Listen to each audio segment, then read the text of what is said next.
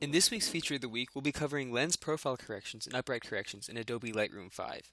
You may not notice it, but the lenses of your camera have a slight distortion, particularly around the edges, because you're using a circular domed lens to take a rectangular flat picture.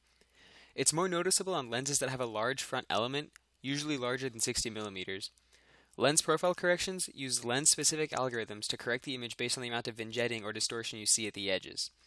If you look at these two images, this first one taken with a 50mm prime lens, which has a 35mm front dome element, and the other one taken with the 28-135 USM lens, which has a 72mm front dome element.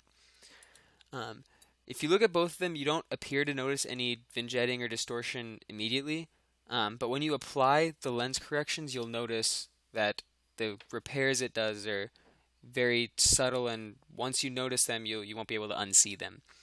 So the first one, with the 50mm lens, you just go over to the lens corrections menu on the right side, click on Profile, and then click Enable Profile Corrections.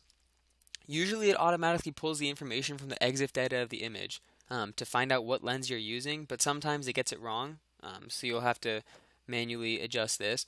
For this one, it got it right. I used a 58mm 1.8 lens, and if you notice a difference it did in the profile corrections was almost none, because the 50mm is a very sharp lens. It doesn't have a lot of distortion, not a lot of injetting. And then if you look at the 28-135 USM lens, it's a very different story. So if you click on Profile, you'll notice it's already filled in a little bit. Click on Enable Profile Correction, you'll notice immediately that the image was very distorted. The whole image looks a lot less round, if that's the word to use. The reason that the distortion happens like this is because the large front element has a dome across it. It's 72mm wide, and because it's such a large element, light gets bent going in. And then when it hits your sensors, it's off by just a little bit, which causes the edges of the image to spread a little bit. So if you look at the difference between those two, it's a very significant difference. For this, you'll notice the image isn't straight. So what you can do for this one, first you enable the profile corrections, and then you press under the lens correction, then you just press auto, and it'll automatically adjust the image for you. So you'll notice on the top left and the bottom left side, there's the white triangles because it rotated the image. So what you do for that is you just crop it. So click on the crop tool on the right side. It's the first one in the second row.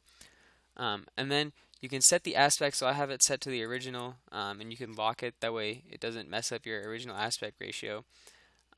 And then what you do is you just click and drag in. You can make it a little bit bigger.